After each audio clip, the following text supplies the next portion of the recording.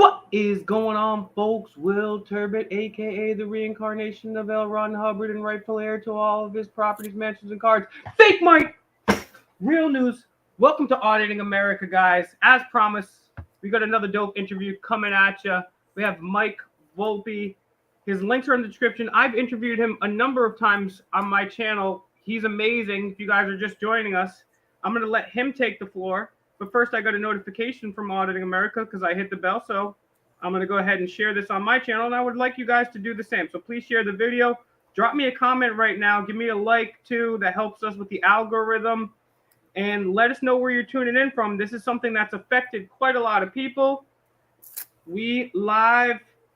So just share it. Please share the video on your timeline with your feed with everybody.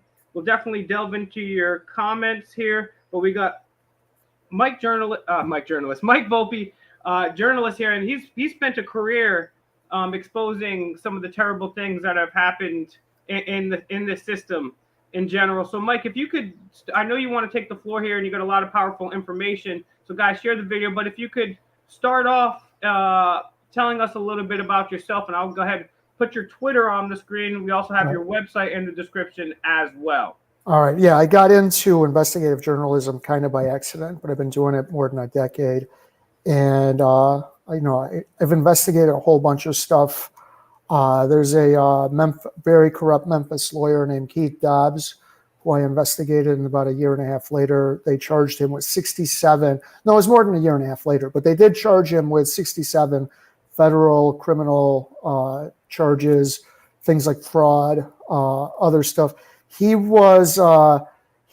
specialized in guardianship, and he was an especially nasty individual who preyed on older veterans and would pilfer their Social Security, their veterans benefits, other stuff, and misuse their money, even as he was isolating them, forcing them to live where they didn't want to live. And that's something you can do in guardianship. So it was one of many investigations I've done. And for about a decade, I've done a lot of stuff on like family court, child protective services, that sort of thing.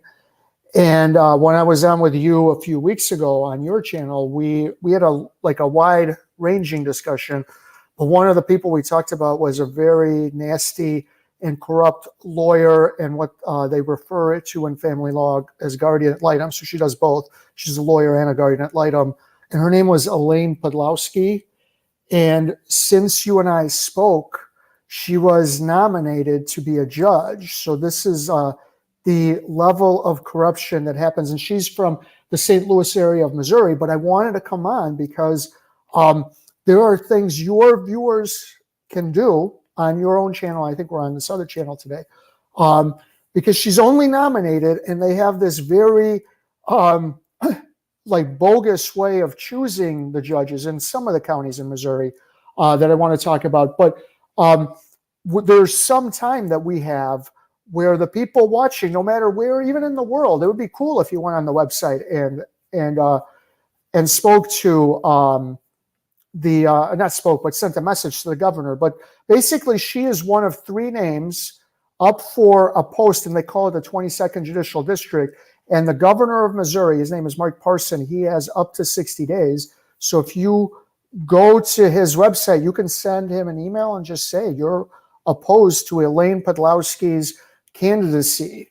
And so I had a few visual aids because I wanted your audience to understand who Elaine Podlowski is. So can we get that going? Absolutely. If you want to put them on screen, or you can send me the links and I'll put them on the screen. Guys, no, please share I got it. Thank you, everybody, for sharing this video. This is going to be some very important information. Again, links to Mike's work are in the description. All right. So here. All right. So that's Elaine. She is a partner at this law firm. I don't remember the title. So in January of last year, she and about 37 of her friends got together and had a Zoom conference. And it goes for about 46 minutes. As you can see on the top, it's called St. Louis Family Court Corruption. That's on YouTube now.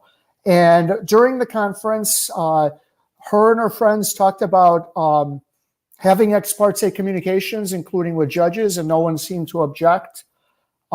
They talked about going after an emailed newsletter and having everybody contribute financially, but to do it in such a way that they could hide that they are helping her. And then they had contempt for the litigants. So what a guardian ad litem does is they involve themselves in like divorces and child custody, and they're supposed to act in the best interest of the child involved or children. But of course, that's very nebulous, and they actually don't do that. Most of them are corrupt. The person you see is Sarah Plebin. She was the main talker on during the Zoom conference. And so what they were discussing was a lawsuit that had been filed against Elaine that I guess was a problem for all nearly 40 of them, and how they could help her not only with the lawsuit, but at the same time the lawsuit was ongoing, there was an emailed newsletter, and they didn't know who it was, and they all wanted to contribute money so they could find out who it was. And as I said during the conference, they also spoke of ex parte communications.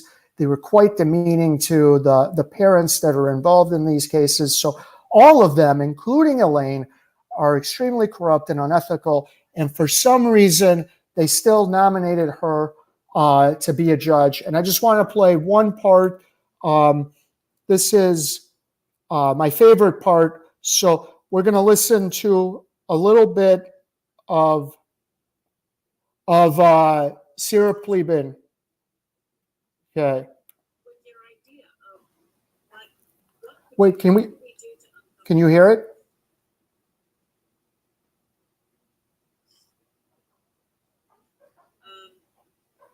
And other than that, we're gonna, the meeting is this afternoon that Judge Burton. I can hear it. It's low, guys. Put one in the chat if the audio's Hold good. on. I can hear it, but it's Hold low. on. Okay. But this threatens to take down the entire system. Judges are in on. All right. So this threatens to take down the entire system, she said. Judges are in on it. And now Elaine is going to be one of the judges. So Elaine was also sued. So And I just want to... sorry to interrupt you, Mr. Volpe, but if you could just kind of paraphrase what that woman was saying, because the audio was low. A few people could hear it, people are low. So if you could just kind of paraphrase what was in that. I don't need to paraphrase. She said this threatens to take down the entire system. Judges are in on it. That's her. That woman's name is Sarah Plebin. So that's what she said, and it's pretty interesting. And then she's still up to be a judge, despite this video being out there and all of that. So hold on. Let me, hold on. I'm sorry. Okay. Let me get this back up. So that's just a flavor of how bad Elaine is. But I wanted to get one other thing up. One of the cases that's probably the most, the most controversial is with a woman named Evita Tolu, and she was the subject of the lawsuit. But there's that Elaine was involved in. I mean, but there's another case that she was involved in, and that was Vandenberg. It's Caroline Vandenberg and her ex-husband Mel, and she now goes back to her maiden name, which is Les. And in that case, there was an enormous amount of disclosures of a sexual nature by the daughter, who is now 11, against dad. And there are a few audio floating around there, and I'm just going to play one of them. So this is Elaine talking to mom about the disclosures of a sexual nature that the girl made.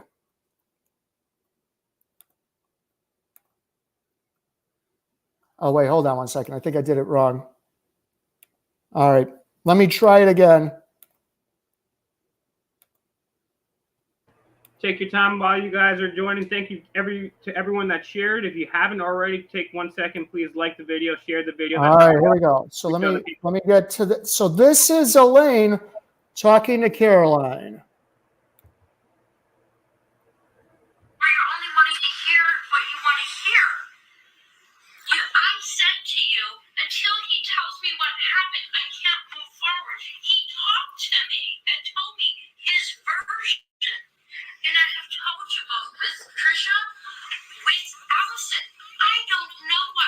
if I wasn't there, I don't believe your daughter would just make something up.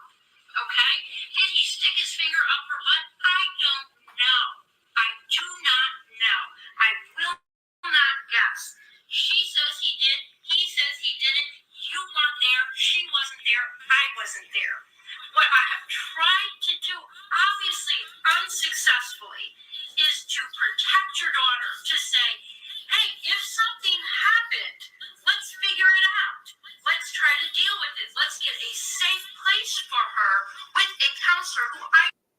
All right, so were you able to hear that? I was. Again, just break that down for people. The audio sounded much better. He said, did he, referring to Dad, stick his finger up her butt? I don't know. I wasn't there. She, referring to his daughter, says he did. He says he didn't. And then she goes on to say, what I tried to do is give her a safe place, even though Elaine was forcing that girl to continue to visit with the dad the girl is saying is molesting her, and she's saying it unsuccessfully. And what happened in that case is Elaine did everything she could to force that girl who had made disclosures, including her dad sticking his finger up her butt, to spend time with her dad. And they currently have 50-50 custody. And right now this woman is up to be a judge in the 22nd district. I think that's what they call it in St. Louis Correct me County. if I'm wrong here. There's a lady who says, hey, guess what? Even though your dad stuck his finger somewhere where the sun don't shine and he's abusing her, you know what? You still get 50-50 custody, and better yet, I get to be a judge now. And that sounds like a sound decision. So I get to judge who should be able to have kids, because that's pretty sound. Am I missing something here? Right. It sounds like they don't have very good quality judicial candidates if this woman is one of the three. And I want to say the way they do this, now in some areas of Missouri, they do it by direct election. The way they do it here is a committee of other judges picks, in this case, three. I don't know if it's always three, but picks from, like, they get nominations. They pick, let's say, 3 or 4. And from there, they then whittle it down to 3 or 4, and then from there, the governor of the state of Missouri picks one of those 3, and so that's a really bad way to do it. That's an awful way to do it, and no wonder you're getting people like Elaine Podlowski. Well, and this is something we've seen a lot too. We've seen it. I know from firsthand experience here in Rhode Island. I was talking about this. We have a woman here who is now a judge. She used to be a guardian ad litem and also used to practice law as well for family court. And she also had one other thing going on, like a nonprofit, I believe. That part, that's Erin Lynch Prada, if you guys want to go check that out. But what you see, and I'm just curious to see your take on this too and get your answer. I've picked your brain about this. Again, I wonder if your mind has changed and also getting this to a new audience. I mean, is this, in all cases, if you can generalize, or is it different in different places? Is this incompetency? Is this people just don't know what's going on? Is this happening on purpose? Because some of these things just seem egregious. It's corruption. And so Elaine had, I think, 86 cases in 1 month that she was working on. She makes millions and millions of dollars doing this. They all do. Elaine was sued along with 2 other people, James Reed and a woman named Linda von Leuven, and they found numerous cases where that combination was on the case, because one would be appointed and the other 2 would come along in some short order, and because that's their racket. And so that's a way for all 3 of them to make a ton of money. And the whole purpose is to hide abuse. Let me get you one other thing. Same case, the Vandenberg case. I also got all kinds of, hopefully this comes up, screenshots and whatnot. And I don't know if you guys can read these, but Elaine was secretly behind the scenes talking to Caroline's lawyer without Caroline knowing that her lawyer was discussing her, Caroline that is, with the guardian ad litem and gossiping at times and bad-mouthing at times. And so here's one. My frustration is not with you, Elaine says to the lawyer. I am so sick of Caroline's bullshit. And then later on, I know, just frustrated by the antics that go on in this. And keep in mind, Caroline's daughter had disclosed abuse of a sexual nature, but apparently the problem is Caroline's antics. And now, this woman, again, is up to be a judge. She is up to be a judge. And hold on, let me get, I need to find it. In another part, she talks about going to visit a judge. And while you're looking for that, I just want to make a quick point. Police, without a warrant, unconstitutionally, immorally, social workers, they will come into your house. They will trespass on your house and kidnap your children for the slightest allegation of something, and for many other slight things, like, oh, you gave your kid mismatched socks, or your kid said they didn't have lunch and they actually did have lunch or breakfast or whatever it is. They'll come and take your house. But yet we have cases time after time where we've documented abuse, physical, sexual abuse, verbal abuse, right? And they're allowed to stay in that position. Sometimes they're given more parental rights than the person that's not doing the abusing or exposing the abuse. So this is crazy. Now this person's going to become a judge, and she's going to be able to decide. Right. Well, she's going to have even more power than she has now, and she's got an enormous amount of power. And so in one of the exchanges, the lawyer says, we are good to go. And then, Elaine says, we are good to go. And the lawyer says, heard anything from His Honor? Now, I'm not sure in what, and I write, I'm not sure in what scenario it would be appropriate for a guardian ad litem to have communication with a judge and not involve counsel for each party as well. But in such a scenario, I definitely can't imagine the guardian ad litem should then reveal the conversation in a text message. And Elaine comes back with, courtroom locked, and he is not answering the door buzzer. So her and the other ones on that Zoom conference, the nearly 40 of them, they were more than once talking about having ex parte communication with judges and others. She's an extremely unethical lawyer, and yet now she is up to be a judge. And so hopefully people watching this will go to Mike Parsons' website, find the contact, and say you heard about this, and you hope that he picks someone besides Elaine Podlowski, and it's the 22nd Judicial District. And you guys could go right here. Just Google Governor Missouri. I had no idea his name off the top of my head, but it's Mike Parson. You just Google Governor Missouri or Mike Parson. The first link on the top right is the official website. And here you will be able to, and if you missed the name or some of the circumstances, obviously just rewind, go ahead and take some notes. The links are in the description to Mike's website as well as his Twitter, right? So this is here about the governor. Boom. All right. So, bam. At the bottom of the page right here, you got his phone number. If and when you call, you're going to be polite as always. And then here's the link to email, right? So you can email him, hey, shoot him a tweet, send him a message on Facebook. Send him a duck face selfie on the gram and say, hey, right, we don't want this woman becoming a judge. So it's very easy to contact. Again, just to reiterate, and we'll let Mike take the floor back. But you just Google the governor of Missouri, Michael Parson. You go to his official website, bottom here, phone, email. If you're a boomer, you want to fax. If not, if you're a Zoomer, you got the socials here. So please go over there, be polite. And this is an easy way. Right.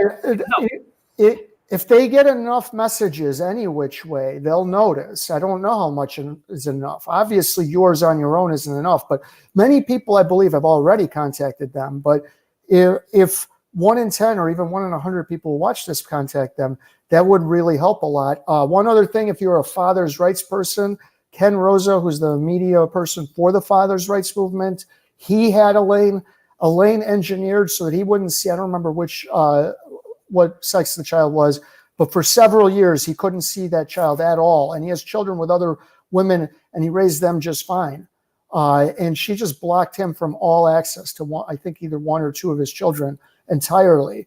It's a really bad woman. She makes a lot of money destroying lives.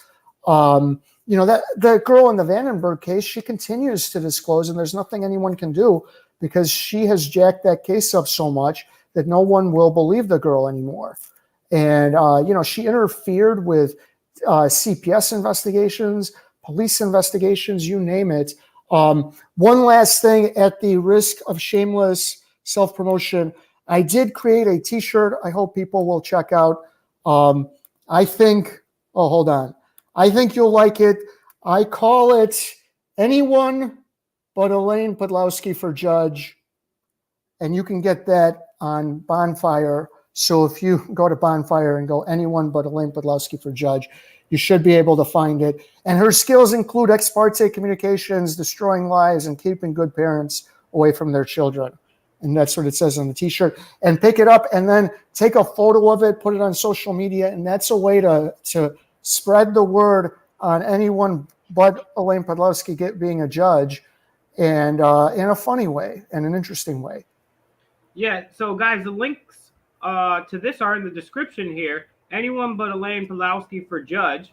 And again, just Google the governor of Missouri, and you're going to send a polite email, nice polite phone call. Get this t-shirt out too. The links are in the description, as well as the links to Mike's Twitter and his website. But I would really appreciate it if you guys, send me a 1 in the chat when you shared this video.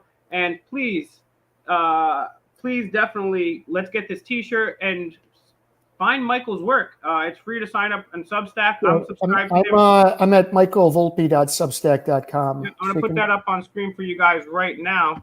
And that's also in the description already. And I'm subscribed. It's free, right? Right. Well, you can pay. You get extras, but you should pay.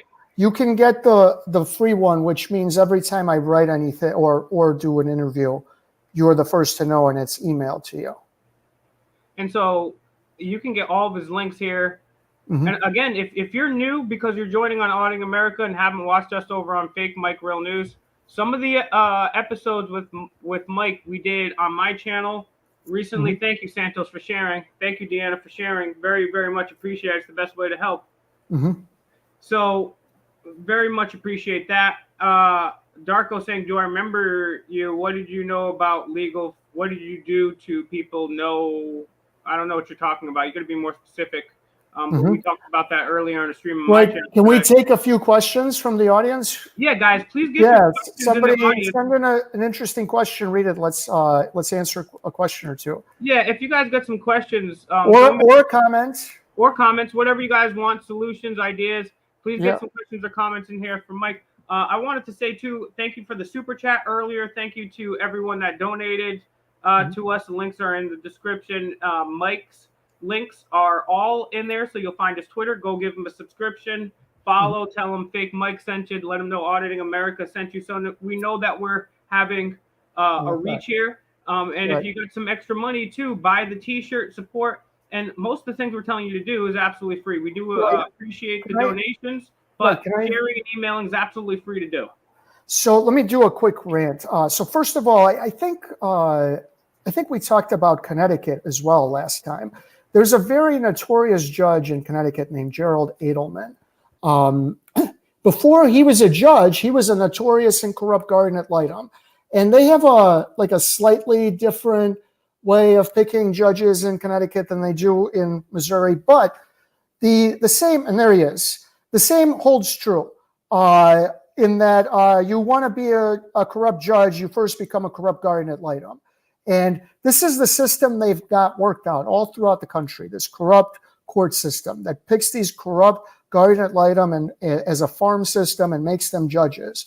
And we've seen it, I would call it an explosion of coverage of these issues, even though it still remains very small because it was so tiny just a few years ago. But this could be an inflection point. Elaine Podlowski was on the fast track to be a judge, and I derailed her along with Megan Fox and others for a year, and then the media attention slowed down, and she tried to quietly become a judge again. So if enough is made about her candidacy, and we and that's and by the way, this website, can you scroll up? That guy is Frank Parlato. He broke Nexim. That's NXIVM. He broke it. So him writing about Edelman is a big deal. He broke a huge story. If you don't know what that is, that's where they branded. If you don't know what that is, you can't believe you haven't subscribed to So this that's channel. the guy who broke But this is crazy that that he has an article about this. As you can see on the right, his work has been featured by many what people consider to be legitimate outlets. And this is an interesting article right here. So unfortunately, this weirdo's only got one picture, and it's from like 1982. Okay, there's like a semi-updated picture of this guy. So you guys can do the same thing here in Connecticut. I'm sorry to cut you off there. But Elaine was up to be a judge. She basically was derailed for a little while, but if we create enough media, enough attention and buzz to stop her, that's an important victory. If, on the other hand, she becomes a judge, that shows that really things haven't even gone that far. If you can't stop this woman from being a judge, who can you stop? But let's stop her. And the way to do it is for as many people as possible to contact the governor's office from all over the country. Maybe Parson has national ideas. And if if it's known that a lot of people nationally are watching it, then it becomes an even bigger deal for him. So whether you are or you are not in Missouri, you should reach out to his website, and you can give him a contact right through the website. And they want that, so that you're not doing anything wrong. And just tell him to be against Elaine Podlowski for judge. You can even just say that. Just say, I saw something on YouTube, and I understand that Elaine Podlowski is up to be a judge, and it sounds like she's really bad, so I hope you pick someone else. And you're done. If people rally together and really force his hand, and you fight back against her, that shows that not just shows, but that's a victory. And you got to have a lot more than one victory, but that is a victory. And people say that you don't have time to do this. It literally takes less than 5 minutes to Google the governor of Missouri, write an email. I mean, this is our duty to do this. I mean, now that you know that there's a corrupt weirdo, that we have evidence of her doing weird, corrupt, disgusting stuff, and I'll leave it like that for this channel.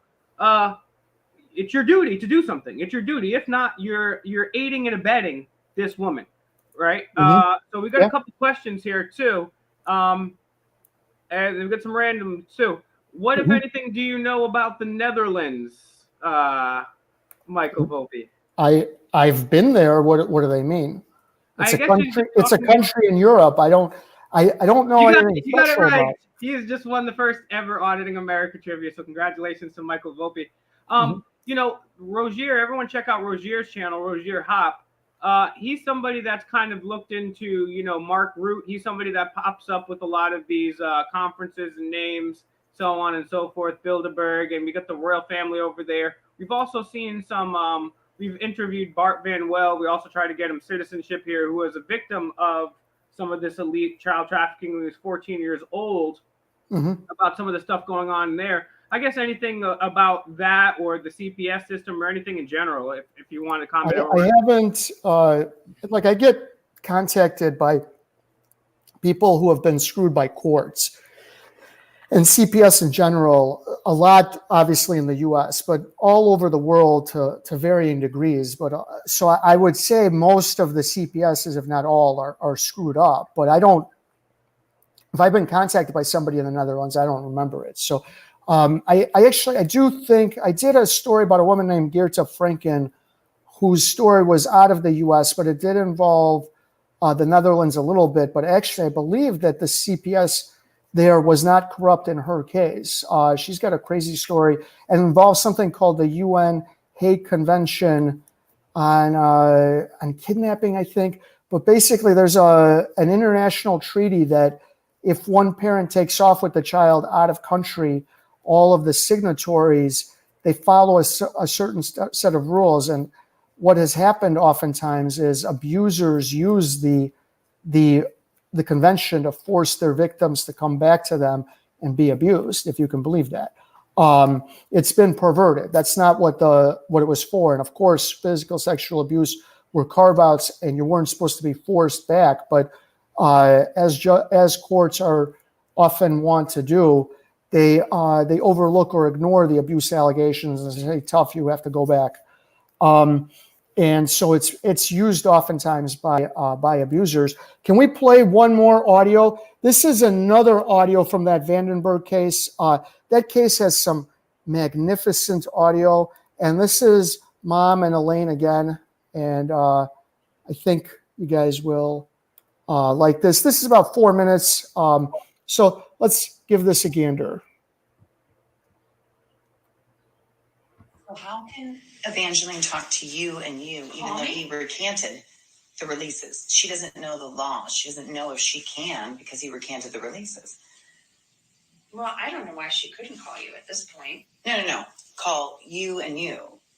So if Mel took back all the releases because you had him sign a release to talk to you after she disclosed to Evangeline. That's up to her. If she says, Caroline, I'm not going to put together a recommendation or a letter or an email without Mel's release, then she can let me know that. If she wants to email me or call me and say, I have information I would like to share, but I can't share it because I don't have a release, I'll go and get a release. She would love that. And she's great, and my daughter loves her. And I think that she's been very helpful. Like, she's cried for her.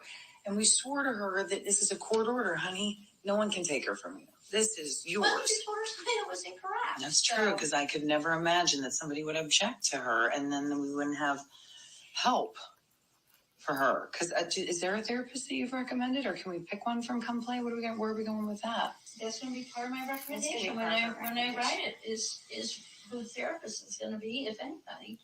Important things I'm looking at now. So as of now, what would you like me to do? Call Evangeline and have her give you a rec? I'm saying if you want me to look at something from Evangeline, then I would suggest, since he has withdrawn his consent, I would suggest that you ask her as a friend. I don't care if she has consent or not. It doesn't make any difference to me. Oh. To me, she's already broken privilege. But I'm saying if she feels because of her license, she needs consent to talk to me, then she can let me know that. How did she break privilege again? By testifying what her client told her. But didn't you know before we were going to the hearing in itself that we were using Evangeline? Yes, and I said I would not hear her testify to what she said because you're going to lose her. So what would you have done in order to have Saskia's word heard at that hearing? What would you have done?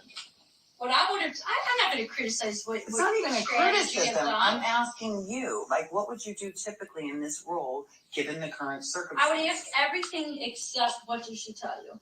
But isn't that the most important part? Kind of. And we did dance around. I can't even danced crazy. around it for about an hour. And then All right. So I don't know how well people heard that, but there's a name that Caroline kept dropping, Evangeline. That is the therapist. And during this conversation, she refers to her daughter disclosing to the therapist. And then what you hear from Elaine is every excuse and legal reason for why she should not talk to Evangeline about what her daughter disclosed. And then she criticizes Evangeline for testifying and saying that this girl disclosed to me that she was sexually abused. And why does she criticize her? Because she claims that by testifying, she broke privilege. And then you hear Caroline saying, well, what would you have had her do? I would have had her testify to everything but what she told me. And then Caroline responds, well, isn't that the most important thing? So as you can see, Elaine will do anything and everything to make sure that the abuse itself is minimized, and yet she is up to be a judge in the state of Missouri. And that's all I've got. I don't know how much time we had allotted, but if you got anything else, let me know. Sorry. Yeah. I kind of asked you generally, if it's incompetent or what, but in this particular case, I mean, what's her motivation here to do this? Because it's not for the child, right? She had 86 cases in the month of December of 2020. Her motivation is that she makes a lot of money, that you have to have the cases be jacked up because they're never ending. So you're on them for a long time. You're able to appoint other people onto them. Her motivation is this is the racket. It's a scheme. It's a way for her and her friends to make a lot of money. If they immediately listen to the girl and get her help, the whole child custody case is much shorter, and they don't want a short child custody case. That is why they ignore child abuse. And by the way, she took to calling Caroline Crazy Caroline. She did it so often that she did it to another, speaking to Avita, who was another mom, who she was a guardian ad litem for, but knew of Caroline as Crazy Caroline, because she not only spoke of Caroline, which is inappropriate in itself, referred to her as Crazy Caroline to Avita. That's why they do it, because the more you jack it up, the longer it goes, the more people make money. And that is the scheme, the racket, whatever you want to call it. Yeah, Michael Volpe, thank you so much for your time. Darko, why don't you send me a message, fakemicrealnews@gmail.com, or find me on Twitter, Instagram, fakemicrealnews. Send me a message over there. I do want to say thank you to everyone that super chatted, and Michael for being on the forefront of all this. I really want you guys to support Michael's work. Again, links are going to be in the description. They're already there right now. So this broadcast is ending. I want you guys to go over there, check out the website, give him a subscription, a follow there on Twitter, purchase the t-shirt, and share this information. Share his website, share this video, share this with other people. Share that Elaine Podlowski must not be a judge. Anyone but Elaine Podlowski for judge. And the first thing you're going to do is go over, email the governor of Missouri and tell him we do not want her as a judge. Please leave me a comment when you've done that. And Michael, again, thank you so much. Guys, find Auditing America on all platforms. We're going to be giving you the best information, confrontations, and sprinkling a little bit of knowledge with some snapbacks and a fake Michael. You guys